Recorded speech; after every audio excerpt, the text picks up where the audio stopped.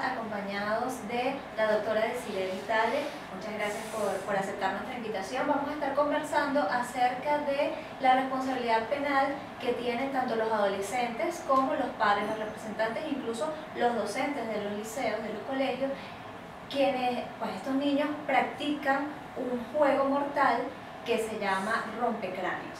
Bienvenida, Desiree. Gracias, Surima, por la invitación, me encanta estar aquí.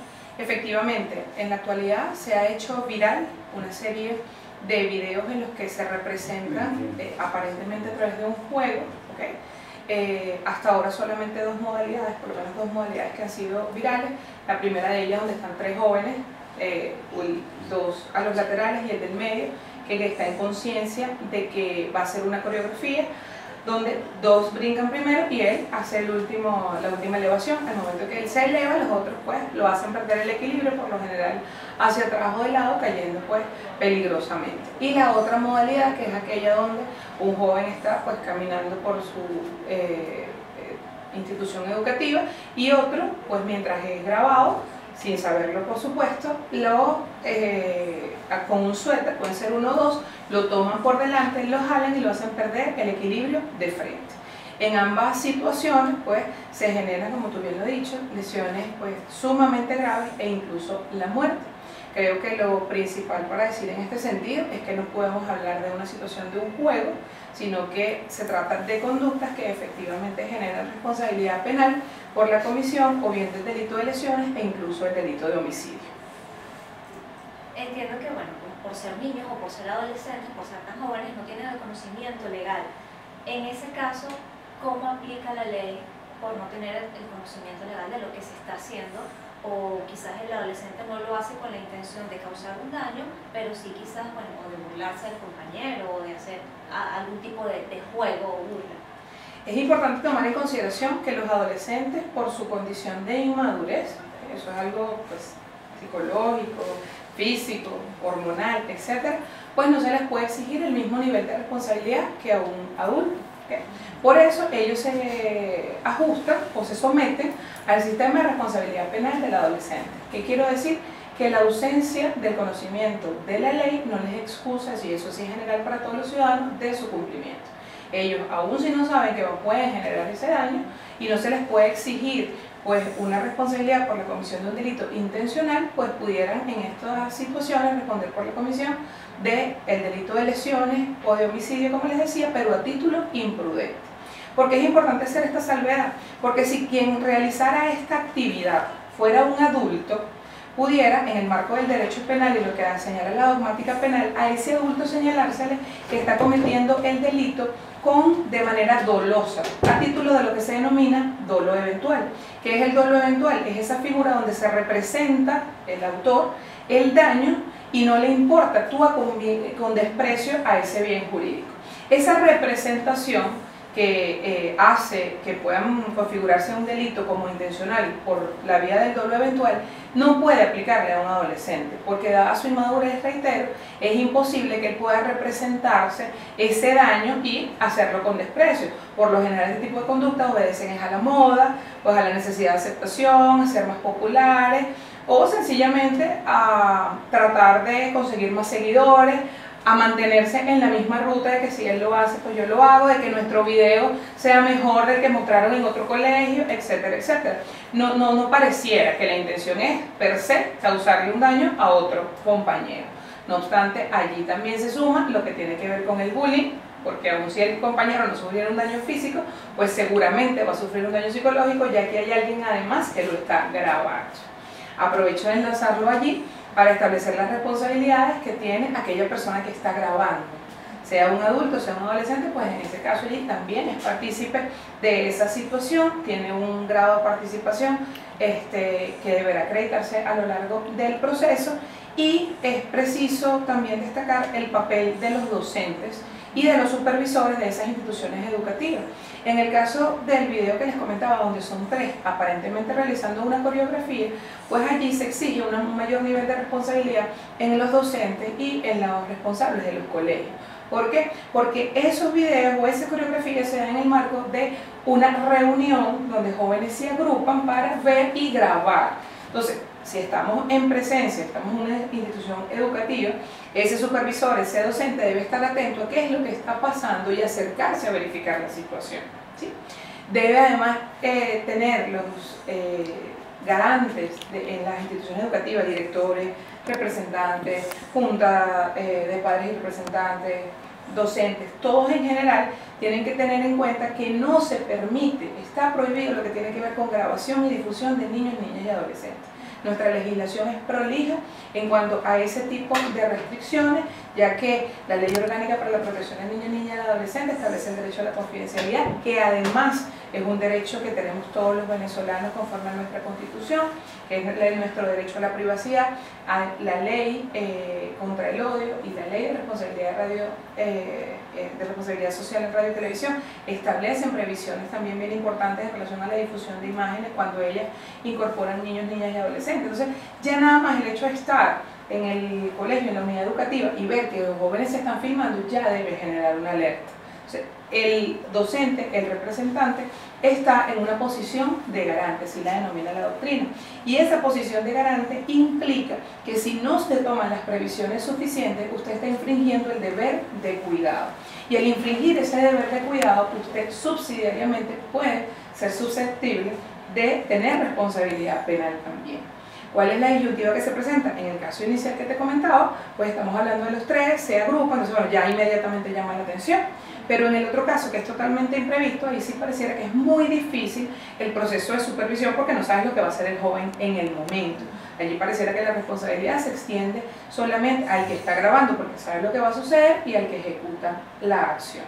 ¿Okay? Cuando es fuera del colegio, cuando es en casa, cuando son reuniones, por ejemplo, me fui a hacer una tarea con mis amiguitos en la tarde y sucedió eso. Justamente aplica la misma política. Los adolescentes no están capacitados para estar solos. Es muy común, bueno, porque los papás tenemos que trabajar, porque no puede, ya son grandes y se pueden hacer su comida, entonces uno entiende que ya, bueno, él se puede valer por sí mismo, una de las frases más comunes. Sí, seguramente podrá prepararse el almuerzo, el desayuno, etcétera, pero el representante está en una situación de posición de garante, sobre todo si van a ir otros jóvenes. Puede en esos casos también extenderse la responsabilidad a ese padre, ese representante que debe velar por esos jóvenes.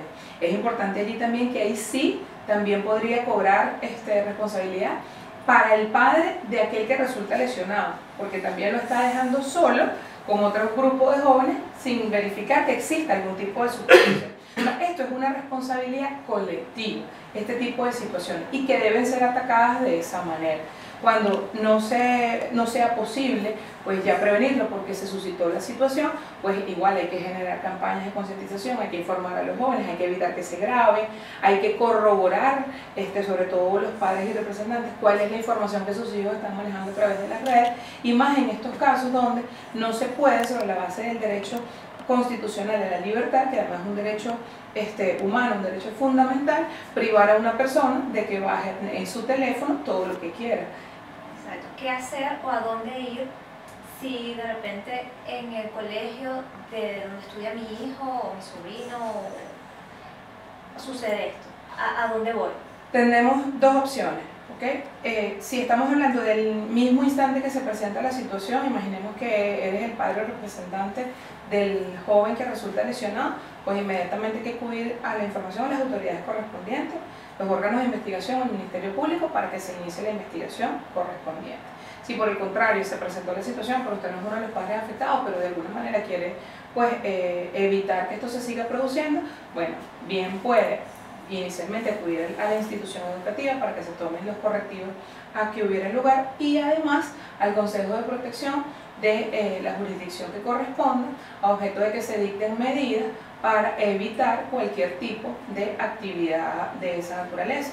Es importante destacar esto porque la responsabilidad penal del adolescente, como lo señala pues la ley, es a partir de los 12 años. De manera que si algún niño ejerciera una acción como esta, no podría ser sujeto al sistema de responsabilidad, pero sí a través de los consejos de protección se le otorgan una serie de medidas para canalizar ese tipo de conductas.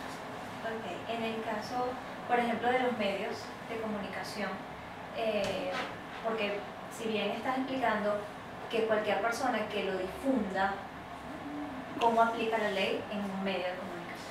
Pues esencialmente de la misma manera. O sea, obviamente el tema informativo es muy importante, sobre todo estos espacios para poder expresar cuál es la situación que se presenta y cómo corregirla.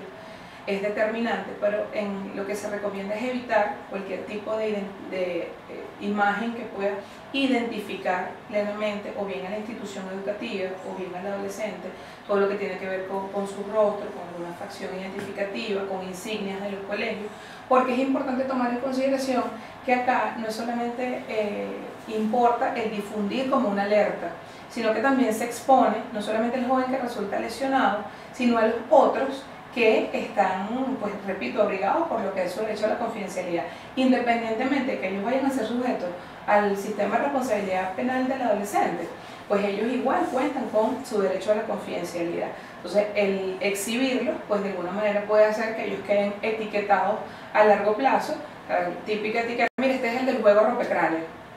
Eso estamos hablando en los centros comerciales, en los colegios, en las casas, y eso pues hace como una especie de bola de nieve en lo que tiene que ver con el bullying, que entonces pasa solo de ser de aquel que en principio era objeto de él a través de este juego para extenderse a todos los participantes. Incluso en uno de los videos hay una imagen que se difundió de una adolescente. Ella no estaba participando en la actividad, sencillamente estaba allí, participando, quiero decir activamente, se agruparon y estaban viendo de lo que se trataba, se suponía que era una coreografía, y la chica pues hace una expresión de asombro, pero que impacta, o sea, tú te conectas inmediatamente con lo que ella podía estar sintiendo. Esa imagen incluso se hace viral y ella, que no tiene nada que ver, pues entonces nuevamente pues, puede ser objeto de bullying, ¿sí? Exista esta necesidad. Porque es necesario hacer estas precisiones, porque no se puede corregir el mal con un mal mayor. Exacto. Entendemos que este juego rompecráneos comenzó a través de la aplicación TikTok, que ya bien Douglas Rico, el director del CICPC, hacía mención a eso, una rueda de prensa incluso, y bueno, también instaba a los adolescentes a no hacer este tipo de juegos, de retos. ¿Pudiésemos en Venezuela eliminar esa aplicación? La verdad es que no lo veo viable por dos situaciones pues, bien importantes. La primera, nosotros nos obliga el derecho a la libertad. Es un derecho constitucional y está limitado solamente en aquellos casos que la propia Constitución así lo establece. Entonces, para poder, a diferencia de una página, por ejemplo, el funcionamiento de una página que de alguna manera tiene que ver con el espectro radioeléctrico que se utiliza pues, en el país y que obviamente cada país es soberano de ese espacio, pues con las aplicaciones no sucede de esa manera. O sea, la aplicación forma parte de lo que es el ejercicio de tu libertad sobre tu teléfono o sobre tu computador, o sea, es una app. Entonces, bueno, yo voy a ver qué voy a descargar hoy. O sea, no podría, imagínense cómo puede el Estado ir casa por casa a prohibirle a cada quien este teléfono. Para comenzar, sería una invasión a la privacidad de las personas, estarían violando todos sus derechos civiles, y en tercero, pues no existe la cualidad para eso, ya que se requeriría pues, la existencia de una investigación penal, la existencia no solamente de esa investigación, sino que la persona a la que se le va a bloquear esa app o que se le va a incautar el teléfono, porque el bloqueo de la app no sería posible, incursa en la comisión de algún tipo de delito. O sea, una cantidad de precisiones que no son posibles en atención a la circunstancia específica de la que estamos conversando. Aquí la única manera de limitar eso es de los padres y representantes controlando qué es lo que manejan sus hijos en los teléfonos celulares. En ese contexto hay ahora igual unas aplicaciones que pueden los padres descargar en los teléfonos de sus hijos como especie de bloqueo, como de seguridad, que dice, mira, esta aplicación pues no le permitas el acceso, no puede ser descargada, entonces bueno, es así como el que crea el virus y después entonces genera el antivirus y así sucesivamente. Igual pasa con este tipo de aplicaciones. Hay aplicaciones que permiten bloquear otras aplicaciones, pero igualmente eso es una acción que es de carácter personal. No puede el Estado inmiscuirse en ese tipo de casos porque estaría invadiendo ilegítimamente la esfera personal de los ciudadanos. ¿Cuál sería entonces el mensaje tanto para los adolescentes para los padres, los representantes, incluso para los docentes? Bueno, mi mensaje inicialmente es el de la reflexión, llamarnos todos a la reflexión de hasta qué punto estamos colaborando con este tipo de situaciones. El tema de las redes sociales, el tema de la popularidad, el tema de la aceptación, sobre todo en los jóvenes, cada día se hace más peligroso. ¿Por qué? Porque nuestros jóvenes, con el objeto de ser aceptados y de ser populares, están siendo más temerarios, ya no solo colocando su vida en peligro, sino también la de otros compañeros. Este tipo de circunstancias, más allá de que ya no es suficientemente grave, que generen daño físico a un tercero, ya están influenciando negativamente al joven que los está ejecutando. Y eso nos dice mucho de qué tipo de sociedad queremos. Tenemos que hacer un trabajo preventivo, tenemos que hacer un trabajo consciente de estar más atentos a nuestros jóvenes y menos a lo que son nuestras aplicaciones, nuestro teléfono y el ritmo de vida que hoy vivimos tan acelerado que nos impide a veces ver aquello que es evidente.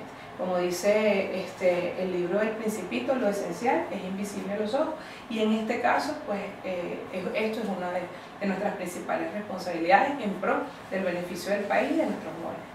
Muchas gracias. Gracias, Surima.